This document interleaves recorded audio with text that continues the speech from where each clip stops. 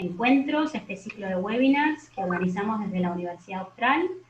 Para que no tengamos interferencias, les recordamos que necesitamos que mantengan sus cámaras apagadas, sus micrófonos silenciados, así entre todos podemos disfrutar de estas conferencias que van a comenzar en unos minutos.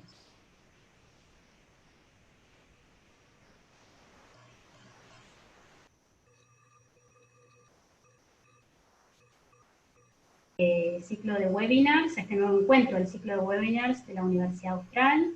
Como ustedes saben, estas actividades, estos webinars, se enmarcan en el Año Internacional de la Enfermería y también en la campaña global, ¿no?, liderada por la Organización Mundial de la Salud y del CIE, que es la campaña Nursing Now, a la que nos quisimos adherir institucionalmente como universidad.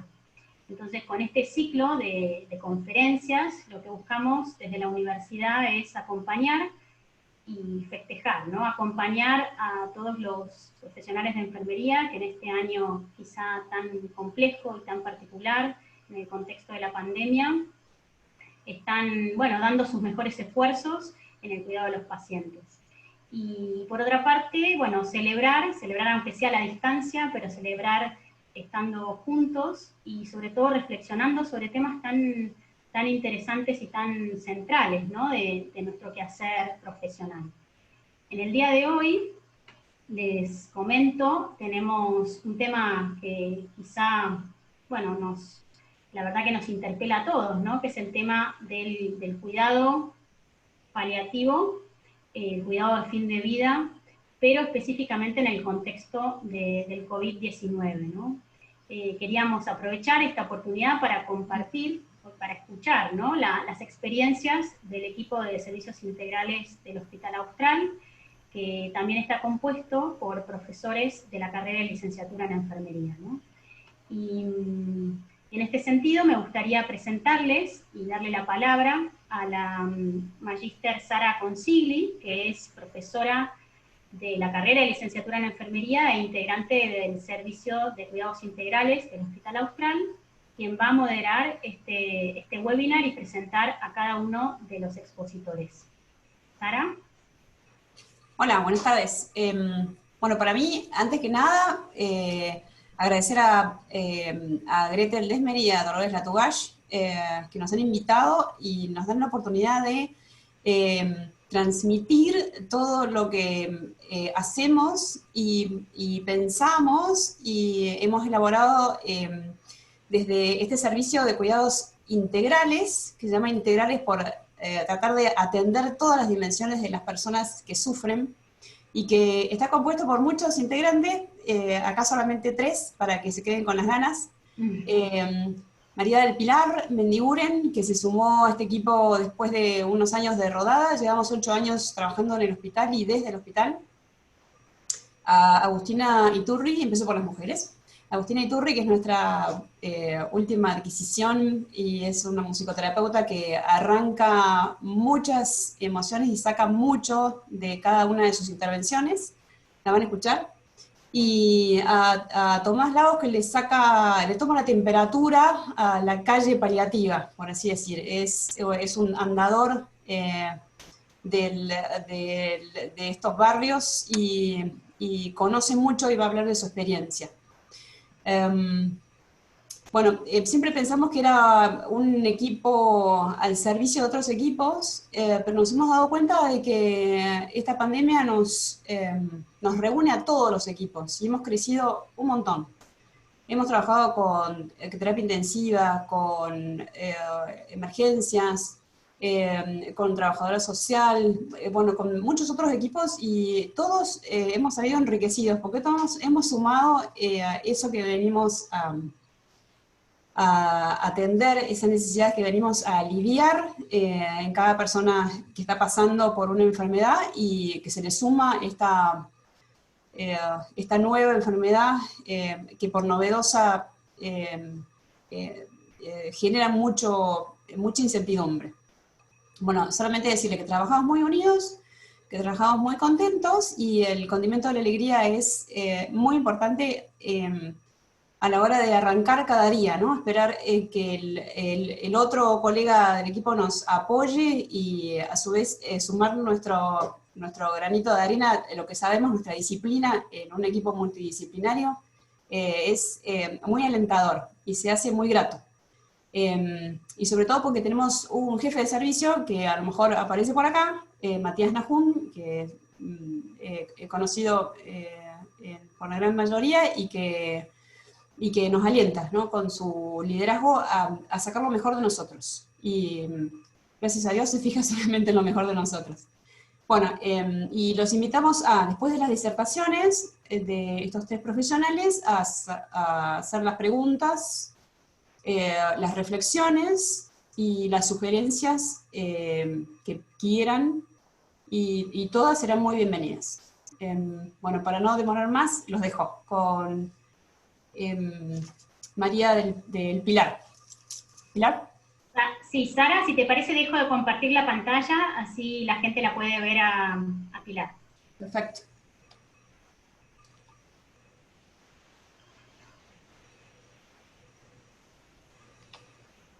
Estás muteada, Pili.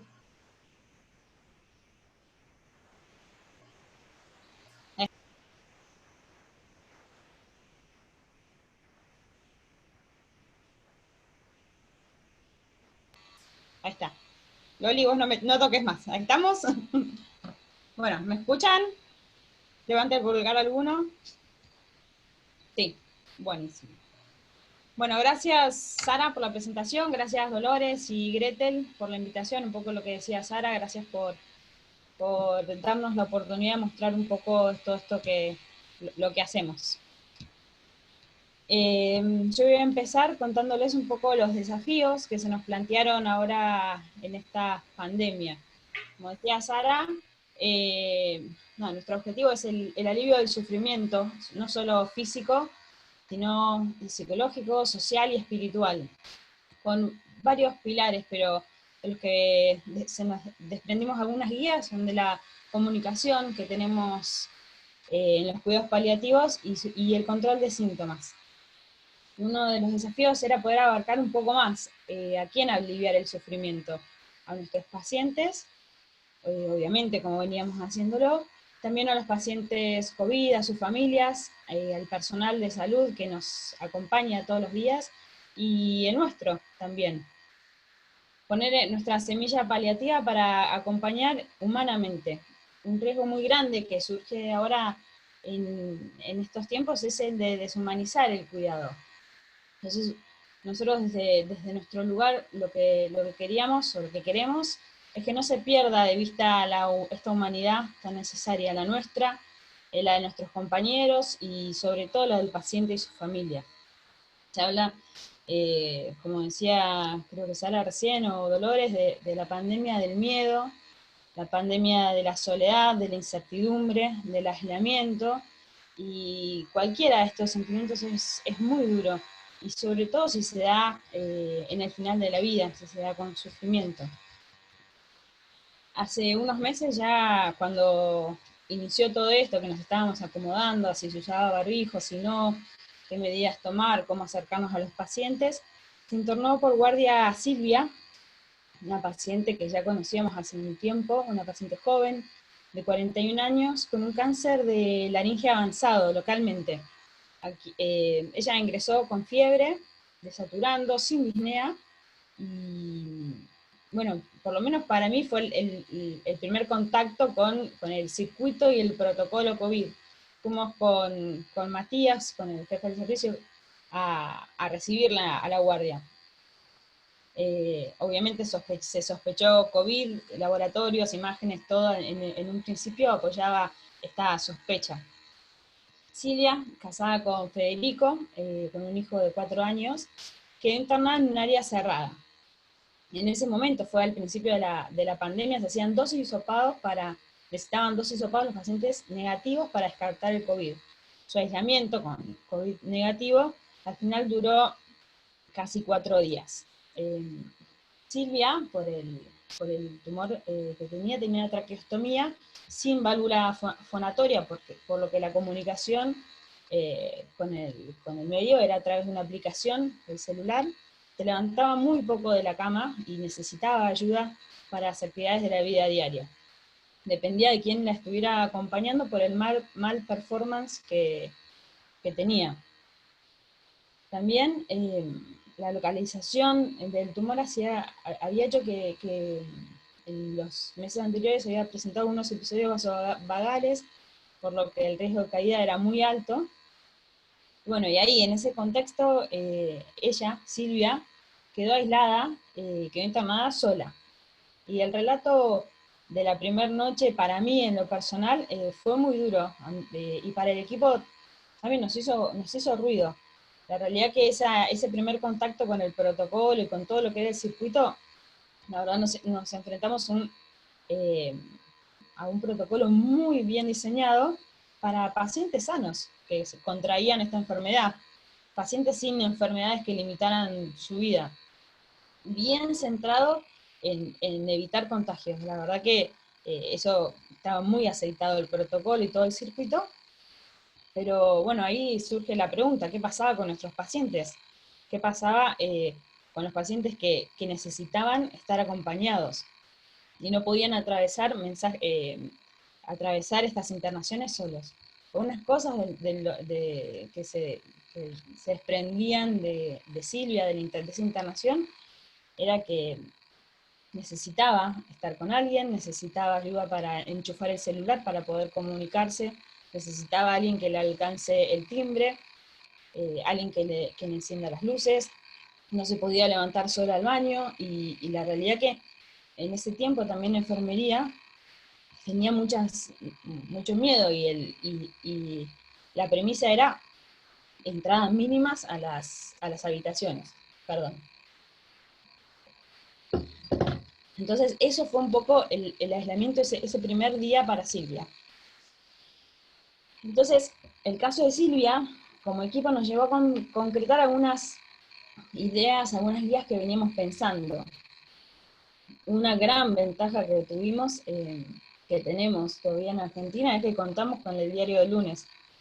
Tuvimos tiempo para prepararnos, y sobre todo mucha bibliografía de referentes en cuidados paliativos, como el doctor Centeno Navarra, que escribieron muchas de las guías en las que nosotros nos basamos, la Sociedad Española de Cuidados Paliativos, también del Hospital Madrid de La Paz, el Hospital La Paz de Madrid, sacamos muchas cosas en las que nosotros después nos fuimos basando. En la guardia, aquel día quedó Federico, el marido de Silvia, sentado donde lo dejé yo, y ahí donde lo encontró Matías. Un tiempo después todavía no había tenido novedades de su esposa, había algunas quejas de lo que había sido la comunicación. No solo en cuidados paliativos, sino en la relación médico-paciente, en cualquiera de las especialidades de la salud es muy importante la comunicación. ¿Qué decimos? ¿Cómo lo decimos? ¿A quién? ¿En qué contexto? ¿Qué clima tiene? Entonces, un poco para esta primera entrada a la guardia que tuvo Silvia, lo que pensamos fue adaptar una de estas guías que había presentado Navarra, de preguntas y respuestas. Nos sentamos con la gente de la guardia, con los enfermeros y los médicos, para ver qué era lo que preguntaba la gente y cómo se lo podían contestar. Entonces, como para que esta guía haga más ágil y más fluida la comunicación. Parece obvio que uno tiene que sentarse y comunicar empáticamente, pero a veces con el disfraz, con el cansancio, con la adrenalina, con repetir todo el día las mismas respuestas, es fácil a veces olvidarse, ponerse en el lugar del otro, ponerse en el lugar del esposo que tiene a su mujer adentro, del nieto que tiene a su abuelo, de un padre que tiene un hijo adentro y no sabe qué está pasando. Entonces, un poco con la experiencia de Federico y la insistencia de uno de los voluntarios del equipo, también había escuchado algunas cosas bien de comunicación, de un nudo ahí de comunicación, porque también, más allá de las preguntas y respuestas fáciles, hicimos una o concretamos una guía que se le entrega al familiar con un mensaje simple y claro. Estamos cuidando adentro a tu mamá, a tu papá, el que esté. Le estamos sacando sangre, le vamos a hacer una placa, le vamos a hacer un hisopado, esto va a demorar, si no nos acercamos, es por esto, si le llega a dar o positivo, si se tiene que aislar, va a pasar esto. Entonces, como para disminuir un poco la incertidumbre del que se quedaba afuera esperando, básicamente. Entonces, después se sumó para todo el hospital una guía de comunicación empática. Esto no era bien para la guardia, pero como estamos hablando de comunicación, también cosas que resultan a veces obvias, pero no siempre le preguntamos al paciente cómo estás, qué necesitas, cómo pasaste, qué te gusta, sentarnos al lado del paciente con todo el disfraz y decirle también quién soy yo, qué vamos a hacer, nada, ciertas cosas que no, a veces se nos pasan. Eso fue un poquito lo que trabajamos en la guardia. Después, ¿qué podíamos hacer con lo que le vivió Silvia en la internación?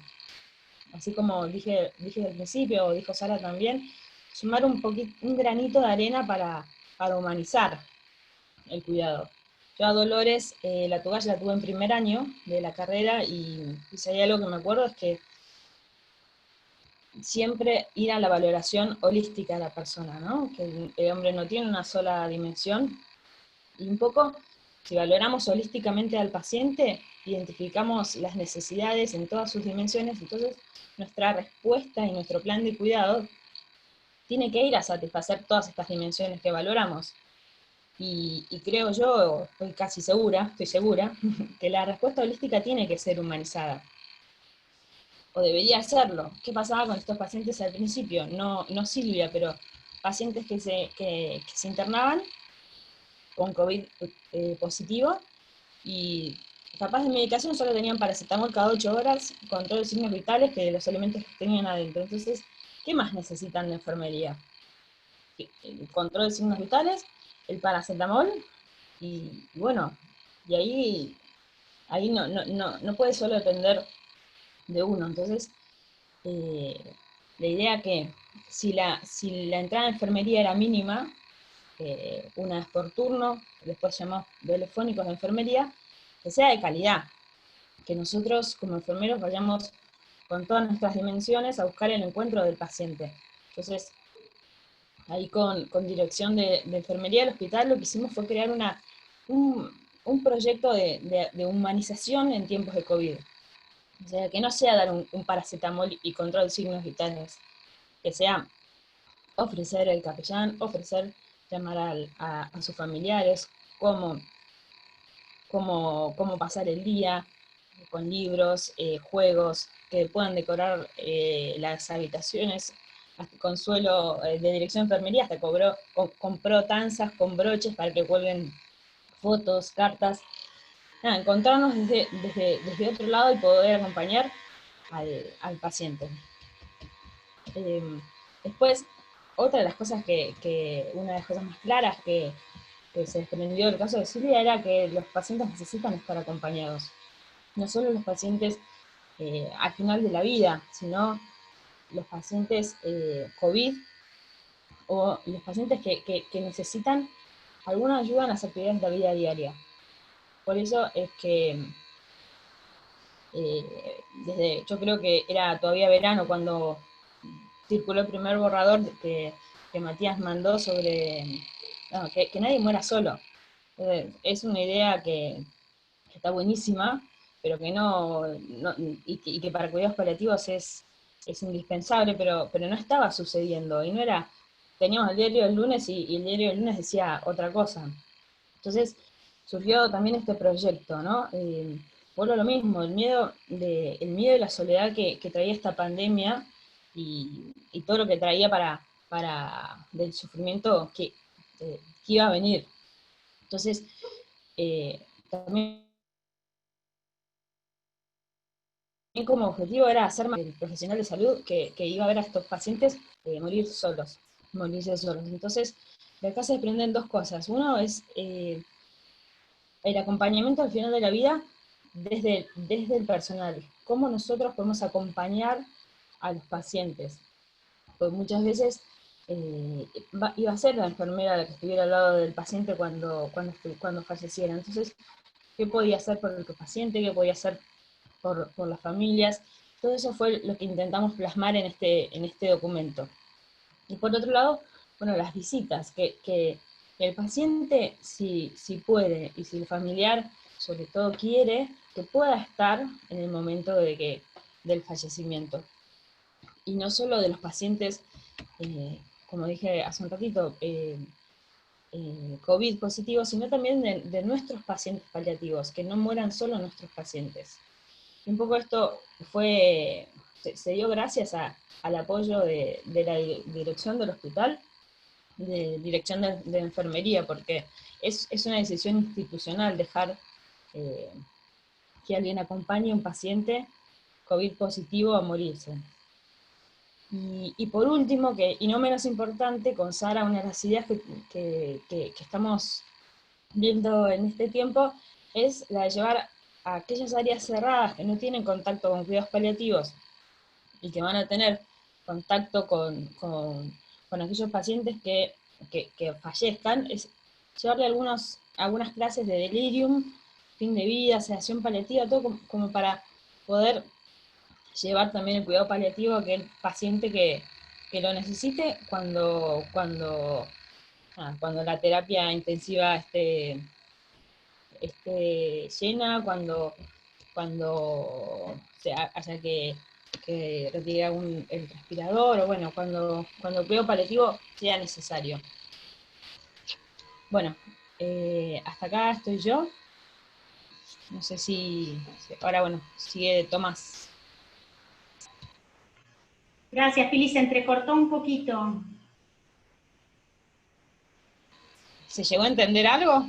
No, sí, todo, pero la última, me parece que la última frase se entrecortó. No sé si la querés repetir antes de cuando dijiste, ahora sigue Tomás, la última frase que no sé si la gente la llegó a entender. Bueno, que un poco lo que ahora, de acá para adelante, queremos con Sara, es llevarle a enfermería, Sí. de la terapia intensiva, de las áreas cerradas sobre todo, que no están acostumbrados a acompañar pacientes paliativos, bueno, llevarles cómo es el acompañamiento en este último tiempo.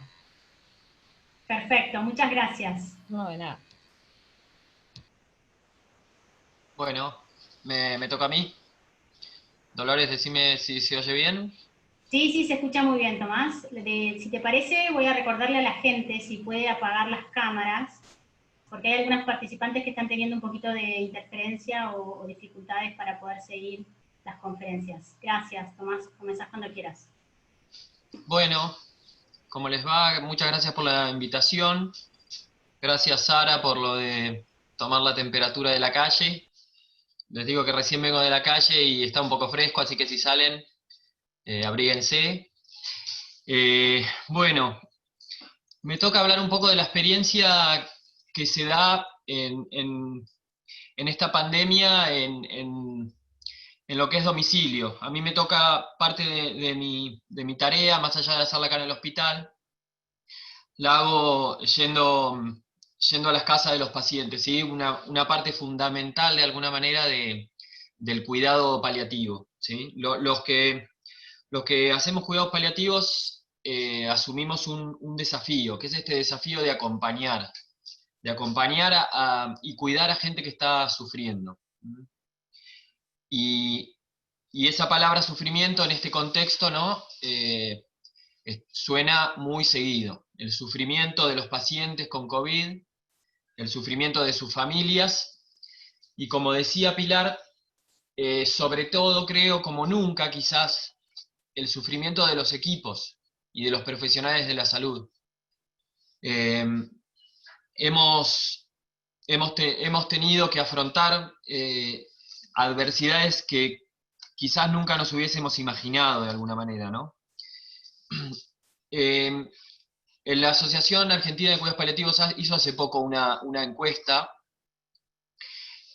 a los equipos, a los equipos de paliativos en todo el país, y lo que vio es que básicamente, no los voy a aburrir con cada ítem, pero el 65% de los equipos tenían menos miembros, ¿no? Y tener menos miembros se debía en su gran mayoría a licencias de diversa índole, muchos por licencias por ser pacientes de riesgo o licencias por contraer COVID. Y que eso obviamente repercutía sobre la capacidad de asistencia. Entonces los grupos y los equipos estaban restringidos, también el 65%, a poder brindar la misma calidad de atención que antes. Y eso impacta directamente sobre nuestra, de alguna manera, salud mental, nuestro riesgo de burnout, y entonces eso lo vemos no solo en nosotros, sino en todos. Algo que veo quizás bueno en ese contexto es que la pandemia, si no nos mata, nos fortalece, y el fortalecimiento lo veo en que nos amalgama de alguna manera a los profesionales, ¿no? Es como que de repente estamos todos tirando para el mismo lado, que es tratar de sobrellevar esta situación de la mejor manera posible. No sé si les pasará en sus ámbitos. A mí me pasa, por ejemplo, de hacer la guardia del hospital solidario que tenemos acá en el COVID, y de repente me encuentro haciendo la guardia con un cirujano cardiovascular pediátrico y pasándole la guardia a un cirujano mamario. Y estamos todos estamos todos embarcados en la misma, tratando de sobrellevarlo de la mejor manera. Entonces, los equipos y los profesionales de todas las áreas, y eso no nos deja de lado a nosotros, nos hemos tenido que de alguna manera reinventar, ¿no? Somos distintos, nos manejamos distintos en nuestra tarea diaria. Los equipos de paliativos tienen, por lo general, bastante elasticidad, no son rígidos, se permiten esto. Pero muchas veces en equipos más rígidos, que están acostumbrados a manejarse de otra manera, el sufrimiento es grande, ¿sí? Entonces nosotros a veces por eso podemos, como decía recién Pilar, funcionar también como equipo de equipos, ¿no? Estamos por ahí, no estamos en la primera línea de batalla, pero estamos atrás, apoyando, porque estamos de alguna manera acostumbrados a lidiar con el sufrimiento, a lidiar con la pérdida, a lidiar con el fin de vida, y entonces muchas veces tenemos que ayudar desde ese lugar, ayudando a los que están ayudando en la primera línea. Yendo quizás un poco más hacia lo domiciliario, me pidieron que hablara de algunas vivencias, ¿no? Y las vivencias son un montón. Yo creo, una cosa vieron que a uno lo marcan más las cosas que hace mal que las que hace bien, ¿no? Aprende más de los errores que muchas veces que de las virtudes. Y lo primero que me viene a la mente en este contexto de cuidados paliativos, domicilio y pandemia, es cuando corría marzo, digamos, quiero que se pongan en situación, digamos, acababan de decretar la cuarentena, la calle rodaban esos cosos de pasto que hay en las películas del lejano oeste, y no había nadie más. Y era todo muy, muy rígido, ¿no? No había capacidad de adaptación. Tenías esto y tenías síntomas compatibles con COVID, y todos se alejaban y quedabas solo y arreglate. Y eso me pasó, digamos, en un paciente, en Juan, que estaba transitando sus últimos días en su casa. Yo lo conocí hace un montón de tiempo, como 2 años lo acompañé. Y cuando estaba en esta situación empezó a tener, como es esperable de alguna manera en nuestros pacientes, empezó a tener fiebre y síntomas respiratorios. Eso que pasaría en otro contexto como algo compatible con el cuadro de fin de vida y no sería más que controlar los síntomas, bueno, se convirtió, imagínense, en un drama familiar, porque obviamente empezó a circular el tema del COVID, y de la mano de eso una enfermera o cuidadora que estaba con él, que no lo iba a ir a cuidar, que era fundamental en ese contexto porque él estaba el riesgo de contagiarse. Obviamente estamos hablando de marzo, donde todavía no se sabía bien si servía el barbijo, ¿no? Era una situación bastante diferente a la de ahora. Y bueno, eso nos llevó a un dilema, discusiones, charlas largas con la familia, de ver qué es lo correcto hacer en estos casos. Y uno trata de consensuar, pero siempre, y proponer, pero siempre la familia es la que termina decidiendo, y lo que se decidió es internarlo con la sospecha de coronavirus. ¿Y qué ocurrió con esto? Bueno, que finalmente el hisopado dio negativo, pero Juan murió solo al otro día de haberse internado en un hospital, en una unidad cerrada no por ser terapia intensiva, sino porque estaba en un lugar donde nadie podía acceder. Al estar inconsciente no había ningún tipo de conexión con la familia no recibió más llamados que el llamado de cuando Juan murió, y así fue, y fue tremendamente traumático, tremendamente quizás correcto lo que se hizo, desde lo protocolar, pero de eso uno aprende, ¿no? Y cuando uno piensa cómo seguir, bueno, esto de alguna manera a uno lo hace pensar que no quiere que eso ocurra de la misma manera, que nunca más tiene que pasar lo mismo, ¿no? Obviamente que siempre uno se maneja entre el miedo, digamos, a cuidar sin contagiarse, y esto hablando de nosotros, de las familias. Ayer justo iba a una casa y cuando entraba veía que una señora mayor, había puesto una pila de camisas, su marido, que también está transitando el último tiempo, es un hombre grandote, vive casi 2 metros, y ahí estaban todas sus camisas planchadas, y yo le pregunté, digamos, ¿para qué son todas estas camisas que están acá? Y bueno, ellas eran los camisolines que había empezado de alguna manera a repartir a todos los que iban a visitar a su padre. Entonces cada uno que iba al hijo y le ponía un camisolín que eran las camisas de él, que él total decía que no las iba a usar más. Son estas situaciones que a veces hasta sacan una sonrisa, ¿no? Y un poco retomando lo de anterior, bueno, eso, lo que uno aprende de alguna manera es que como decía Pilit, morir solo no es algo que debamos ni siquiera contemplar, ¿no? Existe, de alguna manera se está empezando a sonar esto del derecho a la despedida, es un derecho poder despedirse y no morir solo. Y de la mano de eso, obviamente, hay una palabra que básicamente es todo, quizás, que es la de comunicación, una comunicación empática, honesta, transparente, ¿sí? Frecuente también, porque el problema de la comunicación ya existía de antes, ¿no? Y cuando no había restricciones ahora se intensifica un poco porque el hecho de la distancia muchas veces, o la distancia desde el punto de vista, desde tener los EPP a estar en otro lado de los familiares, agudiza todo, pero eso ya existía. Y la falta de comunicación, un familiar puede estar dándole la mano a su ser querido muriente, pero si no tiene una comunicación empática, igual hay un sufrimiento enorme, ¿no? Entonces ahora toma el pilar de la comunicación de alguna manera como fundamental, pero eso ya es un tema o algo que desde siempre tenemos que tener en cuenta, ¿no? Obviamente que el control de síntomas es algo clave, el acompañamiento integral, como hablamos ya varias veces de la palabra, las decisiones compartidas, esto de hablar y decidir, el tener en cuenta la autonomía,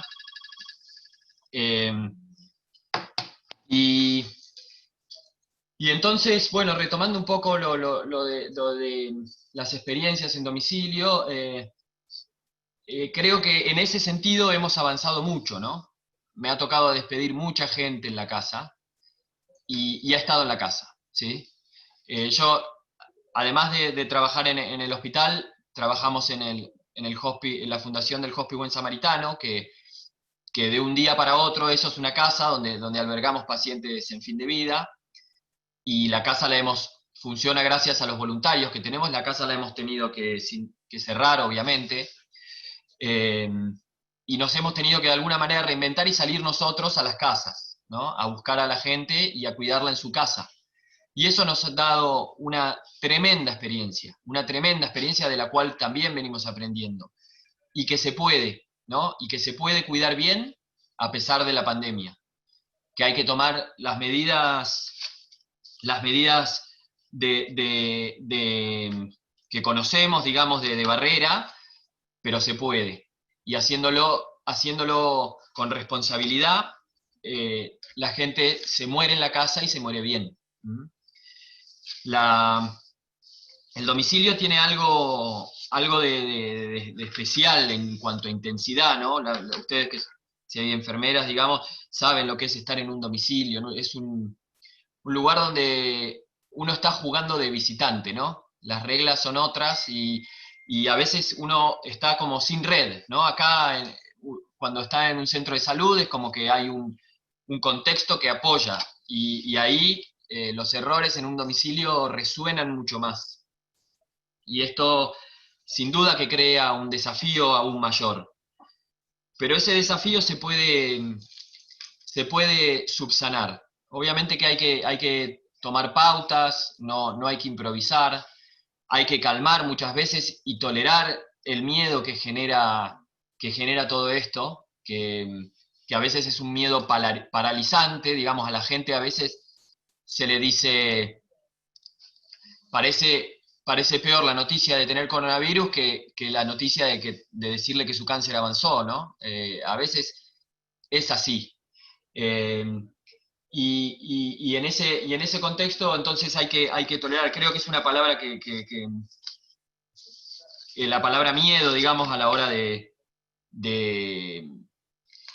cuidar en una casa, es lo que más está dando vueltas. Pero ese miedo se puede con buena comunicación, se puede tolerar, ¿no? Y también está el miedo que tienen las familias mismas de contagiarse, y lo que nos pasa muchas veces, que nos encontramos también, bueno, así como ahora estamos haciendo un webinar, a veces nos encontramos haciendo webinar con nuestros pacientes, ¿no? Y eso también le hemos empezado a sacar el jugo de alguna manera. Vemos que la videoconsulta sirve, y muchas veces es necesaria porque nuestros pacientes no quieren venir al hospital a contagiarse.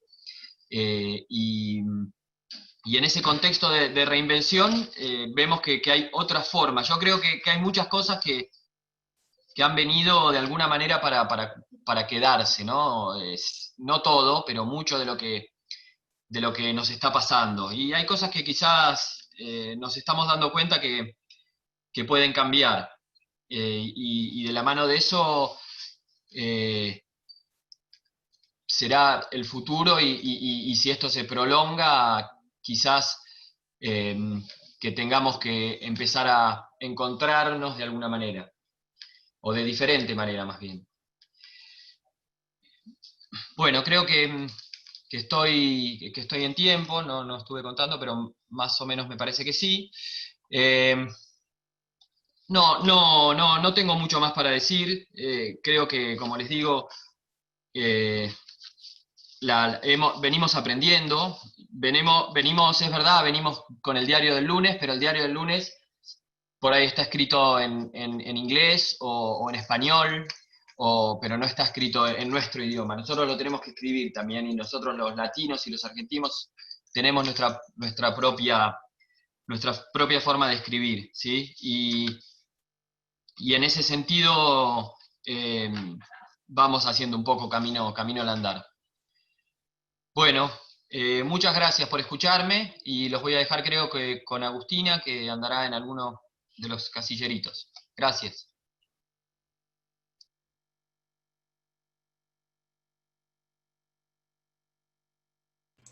Gracias, Tomás. Ahora sí seguimos con Agustina. Muchas gracias. Hola, Cristina.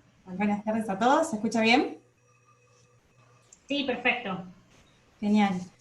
Bueno, un poco siguiendo la línea de lo que se venía charlando y sobre todo en esto que contaba un poco Tomás sobre el cuidado a los otros servicios, el cuidado, el autocuidado también, y la importancia en este momento, voy a contarles un poco sobre algunos dispositivos que hemos implementado desde el equipo de cuidados integrales en el hospital. Y también, en concordancia con lo que venía diciendo Tomás, es habitual para nosotros hablar de esto, o al menos tenerlo presente, porque es en el acompañamiento, en el final de la vida, es por supuesto una particularidad de nuestro rol y de nuestro quehacer profesional el estar en contacto con dolor en todas sus dimensiones, como decía Pili también, no solo físico, sino emocional, social, espiritual. Entonces, en algún punto estamos habituados a tener que entrenarnos en, primero, estar como muy atentos, prestar mucha atención al impacto que tiene cada paciente o cada situación en cada uno de nosotros y en el equipo.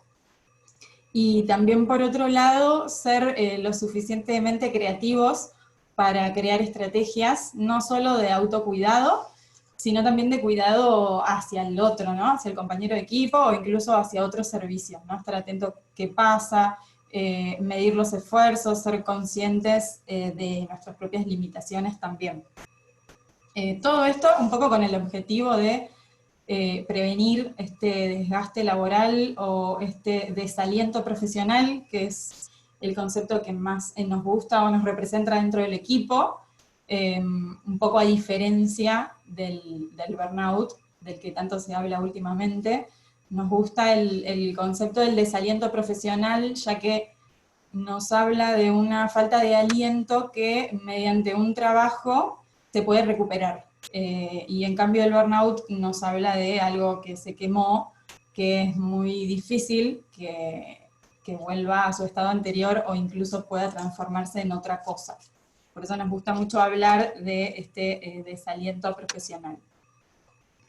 Un poco, también, como decían, esta particularidad de nuestro trabajo hoy está un poco en todo, personal de la salud, en cualquier persona, no solo en este hospital, sino que se dedica a cuidar en el ámbito de la salud, porque hay una carga emocional y un impacto emocional de nuestro trabajo muy intenso en estos días, y por eso es que al comienzo de la pandemia, como equipo de cuidados integrales, nos dispusimos a crear un protocolo, una guía con sugerencias que hablan sobre esta prevención del desgaste. Más o menos trató sobre 3 temas importantes que tienen que ver con los signos, ¿no? Cómo poder detectar que estamos agotados emocionalmente. Por otro lado, sobre herramientas, hay algunas herramientas ahí de cómo manejar el estrés, y también sobre algunas técnicas específicas de manejo de estrés, pero específicamente en la atención a pacientes con COVID. Por otro lado, y para comentarles sobre los dispositivos que implementamos, desde el año pasado, junto con Matías Najún, que es médico y jefe de nuestro servicio, que ya lo vi anda por ahí, y Matías de Bernardis, que es el psicólogo de nuestro equipo, empezamos a poner en marcha un taller al que llamamos El cansancio de los buenos, en honor a un libro del psiquiatra Almada, Roberto Almada, que les recomendamos. Empezamos a poner en marcha estos talleres, en conjunto también con el equipo de recursos humanos del hospital, en el que pasaron 100 personas por estos talleres de distintos servicios, de distintos sectores del hospital. El objetivo era cuidarnos y poder prevenir este desgaste. Pero bueno, es una realidad que en marzo de este año, por ser talleres grupales y por ser talleres que tenían mucha carga horaria, tuvimos que no poner en pausa, sino ponernos a pensar, y un poco naturalmente surgió cómo modificarlos, cómo modificar la modalidad y el dispositivo, sin dejar la presencialidad, o sea, estando más presentes incluso tal vez que nunca, para poder cuidar y ofrecer lo que veníamos trabajando. Así que lo que hicimos un poco fue ahí dividirnos. Matías Najuni de Bernardis empezaron a armar talleres, encuentros cerrados con grupos que lo iban solicitando, grupos de contención emocional para el personal del hospital, eso incluso sigue vigente hoy. Y en mi caso, desde abril empecé a implementar talleres de musicoterapia, también para todo el personal del hospital. Estos talleres, en principio, o sea, desde abril hasta hace un mes aproximadamente, eran talleres abiertos, un encuadre abierto, o sea, se dictaban en una aula de la facultad, pero estaban abiertos para que puedan ir inscribiéndose quienes querían, por supuesto con el objetivo principal de reducir el estrés, pero durante la jornada laboral. Entonces la gente se anotaba y venía esos 30 minutos a poder abordar desde la musicoterapia receptiva estos objetivos a partir de experiencias musicales en combinación con otras experiencias o estrategias cognitivas para la reducción de estrés, que podían ser la visualización, meditación o técnicas de respiración en combinación con la música. La evaluación de estos talleres se hizo y se viene haciendo mediante un inventario de ansiedad, pre y post taller, también para medir un poco la efectividad de cada una de las intervenciones. Y hasta el día de hoy podemos hablar de 456 intervenciones, digamos, no sé si llamarlas intervenciones porque los grupos son experiencias grupales, no son 456 personas porque algunas han repetido, han venido más de una vez a los talleres, pero como para dar una idea del alcance.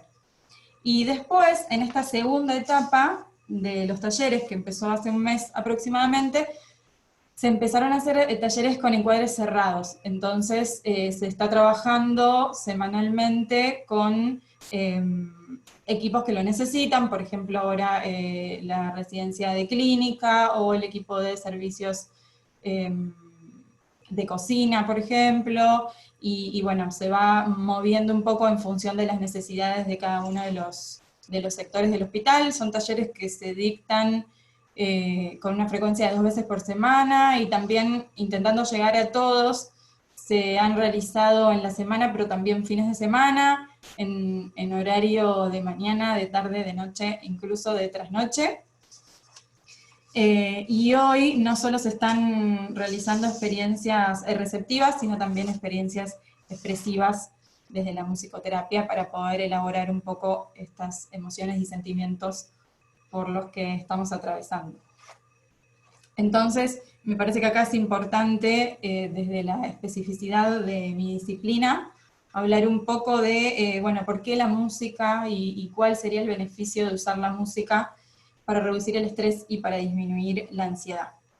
En principio, a mí me gusta mucho una analogía que hace un médico especialista en medicina del estrés, sobre el estrés y las cuerdas de la guitarra, ¿no? Entonces él dice algo muy básico, que es, bueno, si las cuerdas están demasiado flojas, la guitarra no suena. Pero también si están demasiado tensas, pueden desafinarse o incluso cortarse, ¿no? Entonces siempre es necesaria un nivel de tensión equilibrado que nos permita incluso y que necesitamos incluso para llevar a cabo actividades de la vida diaria, e incluso actividades que nos hacen bien, pero por supuesto que si nos pasamos de ese nivel de tensión, entonces vamos a tener consecuencias negativas y respuestas negativas a ese estrés.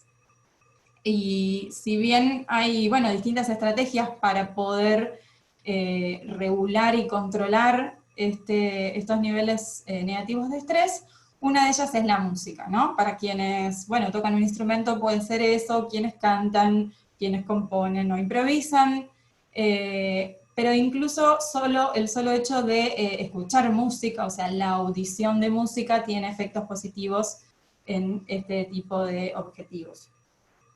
En principio, la musicoterapia como disciplina de la salud, que ubica la música como un medio por el cual abordar distintos objetivos terapéuticos basados en la evidencia, me parece que esto es importante. Entonces podríamos pensar, bueno, ¿cuál es la evidencia más significativa para la disminución del estrés o de la ansiedad en en las personas, y entonces nos encontramos con mucha bibliografía especializada, pero sobre todo se habla de, bueno, las vías psicológicas, neurológicas y bioquímicas incluso, que involucran las respuestas, el procesamiento de la música y las respuestas a la música, que algunas de ellas también se comparten y son vías en donde también se procesa esta respuesta hacia el estrés y esta disminución hacia el estrés. Entonces, como evidencia más significativa, encontramos que la audición de música disminuye los niveles de cortisol, aumenta los niveles de serotonina, activa las áreas del cerebro involucradas en el sistema de recompensa, y también permite una recuperación más rápida del sistema nervioso autónomo luego de una exposición a una situación estresante. Y acá me parece que viene otra pregunta, o por lo menos es con la pregunta con la que yo como musicoterapeuta siempre me encuentro cuando hablo de estos temas, y es que la gente se pregunta, y sobre todo la gente que por ahí no conoce el trabajo de la musicoterapia, bueno, entonces, ¿qué tipo de música me recomendás? O entonces, bueno, ¿qué sería lo más adecuado de escuchar para reducir el estrés? Y bueno, acá un poco siempre mi respuesta va en relación a que no existen recetas, a que no existe la música más adecuada para un objetivo u otro. Digamos, sí existe la música adecuada para un objetivo u otro, pero eso va a ser plenamente una decisión y una elección personal. No solo tiene que ver con cuestiones formales de la música y si hay algún tipo de música que tenga un impacto u otro, sino con la cuestión más subjetiva, con la cuestión de la historia personal de cada uno, ¿no? Y cómo cada uno va por distintos eventos de la vida adjudicando connotaciones positivas o negativas a distintos tipos de música, incluso distintos sonidos también, que nos pueden agradar o desagradar, y esto es muy personal. Bueno, acá justamente veo una pregunta que tiene que ver con eso, con los géneros. No tiene que ver con los géneros, sino justamente con esta cuestión personal, ¿no? ¿A quién no le ha pasado que una canción que amaba se convierte en desagradable después de haberla usado como despertador, por ejemplo, ¿no? A las personas que les cuesta mucho despertarse a la mañana, ¿no? Uno empieza a odiar esa canción porque asocia esa canción con algo muy negativo, como puede ser, bueno, despertarse muy temprano. Entonces acá vuelvo un poco a que no existen este tipo de recetas, pero sí existe una habilidad que me parece que es importante y que como habilidad se puede entrenar, que nosotros lo llamamos la competencia emocional musical, y que se trata de una habilidad de poder elegir cuál es la música más adecuada para cada contexto, ¿no? O para cada meta afectiva. Eso tiene que ver un poco con la inteligencia emocional, y con un entrenamiento en poder, bueno, también tomarse un tiempo de pensar, bueno, ¿qué me está evocando esta música, o qué significa esta música para mí, etcétera. No sé si contamos con 5 minutos. Si contamos con 5 minutos, me gustaría que hagamos una experiencia de 5 minutos. Si no... Sí, Agustina, sí. ¿Cómo ¿sí? no? Dale. Bueno, como para poner un poco, para que cada uno pueda llevar un poco esto que capaz es muy teórico, pero que en verdad es muy simple, que cada uno pueda pensarlo, o por lo menos empezar a pensarlo hoy. Entonces, los invito a que puedan tomarse un minuto, el que quiere puede incluso cerrar los ojos, creo que eso puede ayudar para no distraerse, o incluso si alguien tiene algún hoja o papel y quiere anotar esto, también puede hacerlo. Y voy a proponerles un ejercicio. Imagina que te sentís ansioso, estresado o nervioso o nerviosa, y necesitas calmarte. Durante ese momento de estrés, decidís escuchar algo de música para relajarte, para recuperarte luego de ese momento de estrés.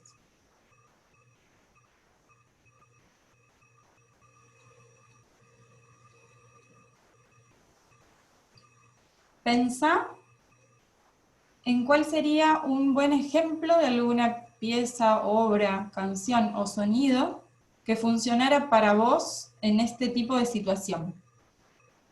Podés pensar en música que hayas usado en el pasado para calmarte.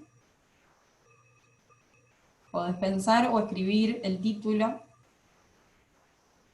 incluso el intérprete, ya que muchas veces puede ser una versión de esa obra.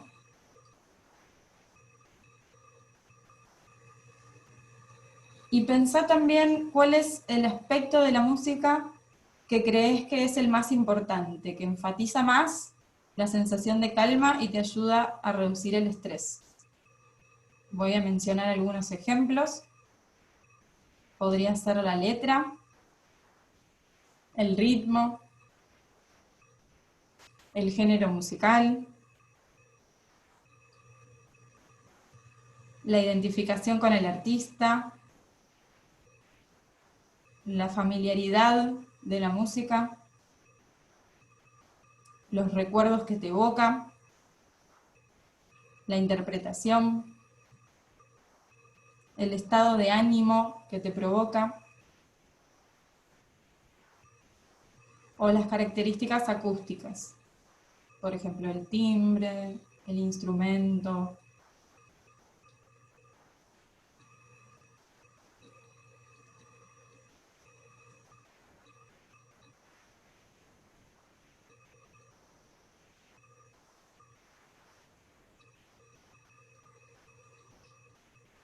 Uno de los hallazgos también, últimos hallazgos en la literatura especializada sobre este tema es que lo más efectivo suele ser el uso de música combinado, como les decía, un poco como lo usamos en los talleres que implementamos acá, es la audición de música combinada con alguna estrategia cognitiva conductual, una estrategia que no es musical. Entonces, ¿cómo poder combinar esas dos cosas? Para esto te voy a pedir, todavía imaginando esta misma situación,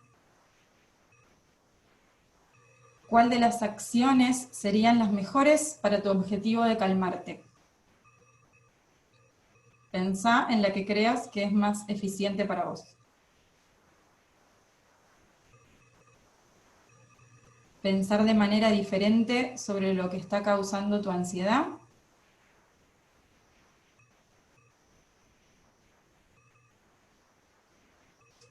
Reflexionar sobre eso y tratar de entenderlo, o sea, racionalizarlo. Aceptarlo. Pensar de manera más positiva. Centrarte en tus pensamientos y o emociones. O distraerte dirigiendo la atención a otras cosas.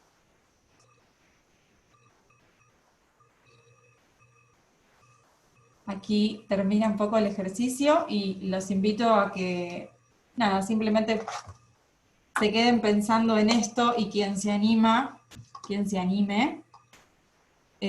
puedan empezar a combinar alguna de estas dos estrategias. Bueno, acá estoy viendo muchos comentarios en donde me están contando. Me alegra, lo que quiere decir que han podido identificar y que algunos han podido incluso hacer el ejercicio.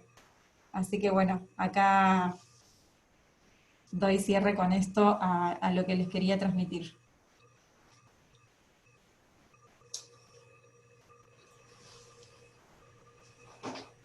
Muchas gracias, Agustina. La verdad que fue un ejercicio interesante. No sé si está Sara por ahí que quiera moderar las preguntas. ¿Están compartiendo el lugar? Sí. Bueno, aprovecho a agradecerles a todos los expositores. Sara, no sé si estuviste viendo el chat, pero la gente está muy agradecida, envía felicitaciones y bueno, y sobre todo resaltan que han sido unas exposiciones no solamente maravillosas, sino también muy movilizadoras para muchos, ¿no? No sé, Sara, ¿cómo querés que sigamos? Si seguimos con algunas preguntas o si querés darle la palabra a Matías, como quieras. Matías Nahum, sí, me dijo que estaba por ahí, a ver. Él puede desmutearse, o sea que podría participar sin ningún problema. Sí, hace un ratito estaba, ahora no lo estaría encontrando. A lo mejor salió. Uh-huh.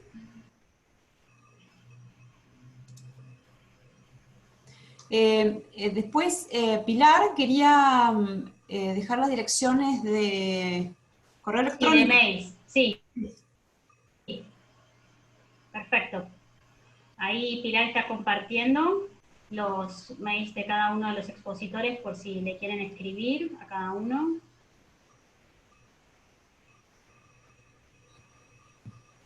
Si querés lo podemos dejar, Sara, mientras hacemos algunas preguntas para aprovechar el tiempo de ustedes, mientras lo buscas a Matías. Sí. Bueno, acá yo tengo algunas preguntas y me parece que Gretel también tiene algunas otras. Por ejemplo, alguna persona preguntaba quién era el autor del libro del cansancio de los buenos, que lo mencionó, no sé si lo mencionó Agustina, pero me imagino que lo conocen todos, así que cualquiera podría contestar esa pregunta. Es una pregunta rápida, pero... Sí, el autor es Roberto Almada. Roberto Almada, perfecto. Alguna participante preguntaba que claramente cuando me parece que Tomás hablaba de los equipos, ¿no? De esta situación de pandemia, o Pilar, la verdad es que ahora no me acuerdo, ¿no? Que en el equipo había incertidumbre, había miedo, había inseguridad, que quizá eso había provocado algunas fallas, comentaba una de las participantes, en el funcionamiento del equipo, ¿no? En esa comunicación quizá menos efectiva o menos frecuente o menos empática. No sé qué les parece a ustedes, si eso pudo haber sido la razón de esa comunicación menos efectiva, o si quieren hacer algún comentario.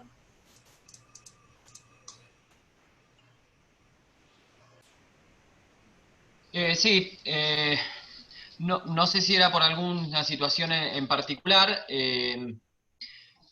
pero sí que uno corre riesgo como equipo de fragmentarse con estas cosas, ¿no? Eso es una de las, quizás de los desafíos que tenemos, porque nosotros comenzamos a fragmentar nuestra atención, entonces lo que el paciente que quizás recibía visitas de los diferentes integrantes del equipo, a veces puede ser que no las reciba porque justamente lo que hacemos es cuidarnos. Entonces, si es un paciente que va a contagiar, no contagia a todo el equipo. Sí, es uno de los riesgos que básicamente, volviendo un poco a lo mismo que decía antes, es básicamente estar atento a la comunicación, y nuestra comunicación intraequipo también ha cambiado, ¿no? Antes lo que hacíamos juntándonos con el mate, ahora no solo no hay mate, sino que a veces tampoco hay juntada, tenemos que hacerlo por Zoom, lo que antes nos decíamos cara a cara, ahora es WhatsApp, y sin duda que eso obliga, como no estamos acostumbrados, a estar más atentos, ¿no? No sé si eso responde a la pregunta. Sí, pienso que sí. No sé si Gretel tiene alguna otras preguntas para hacer, después sigo yo con alguna otra. Sí, hay una, ¿qué tal? Buenas tardes. Hay una pregunta sobre si tienen algún protocolo que implementado acerca de si familiares pueden permanecer en las habitaciones con los pacientes terminales, si actualmente están aplicando algún protocolo. Hola, sí, fue un poquito lo que, la idea fue mencionar un poquito cada uno de los protocolos que fuimos haciendo, pero nuestros pacientes pueden estar acompañados con 2 familiares. Fueron cambiando y van a seguir cambiando seguramente estas posiciones, pero lo que queremos es que para uno solo a veces es mucho estar 24 horas y saliendo poco de la habitación, así que eso, se acordó que 2 familiares pueden estar acompañando a estos pacientes. Muy bien, gracias Pilar.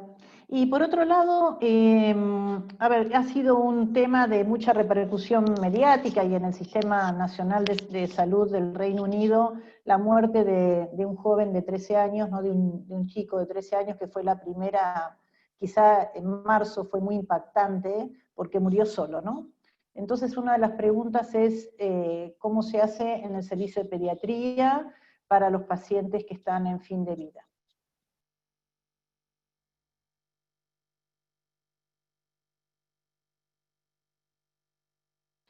Bueno, contesto yo, no sé si alguno de los participantes tiene más información. Nosotros trabajamos con pacientes adultos.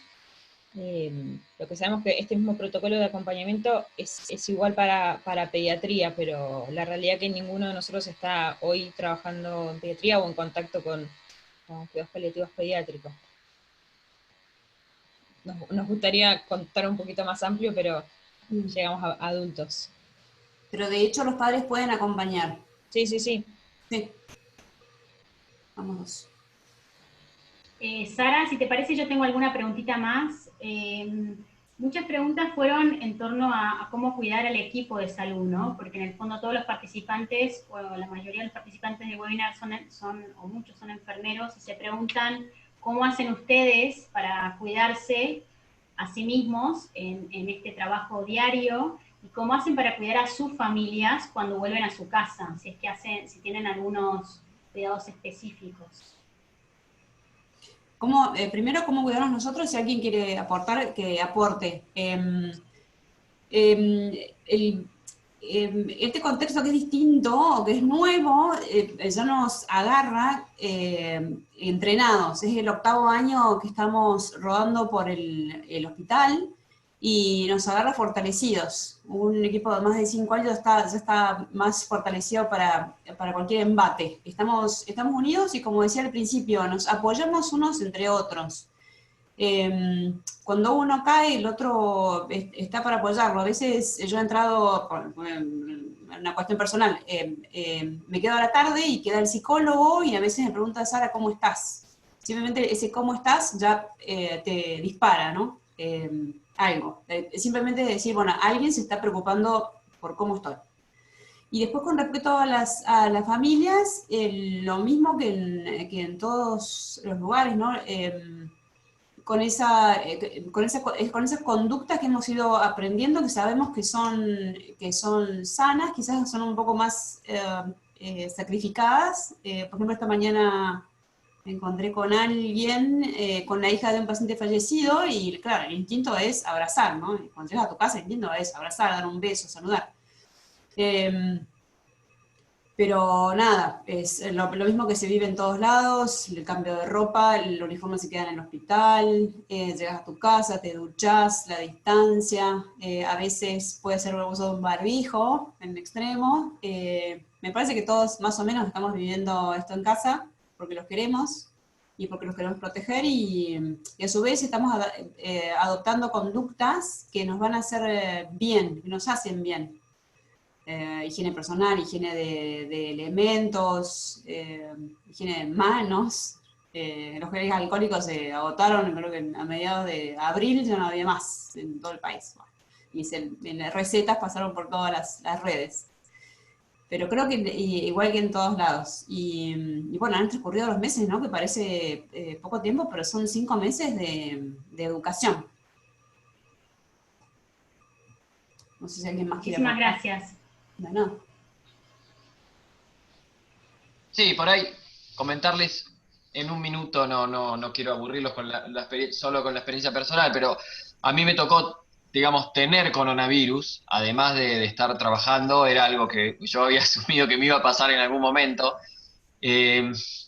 y la posición que adoptamos con mi familia, con mi mujer y con mis hijos, básicamente fue mucho más distresante el evento de estar yo solo, aislado en una habitación, y mi mujer teniendo que lidiar con las dos bestias afuera, que finalmente lo que terminamos decidiendo es, de alguna manera, que puede no ser lo que dicen los protocolos, pero salir de la habitación. Y la cosa funcionó mucho mejor así. Se contagió mi mujer, mis hijos la pasaron como si nada, y nosotros quizás tengamos la ventaja de no ser pacientes de riesgo, pero así fue.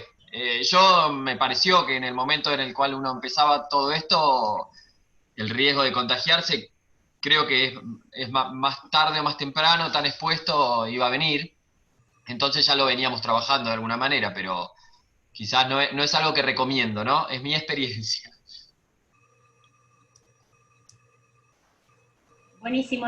Yo tengo alguna pregunta más respecto a esto de la comunicación efectiva que mencionaron en más de una ocasión entre Pili y Tomás. Pregunta algún participante si tienen algún tipo de base teórica o qué pueden recomendar como para formarse, ¿no? en este tipo de comunicación efectiva y empática.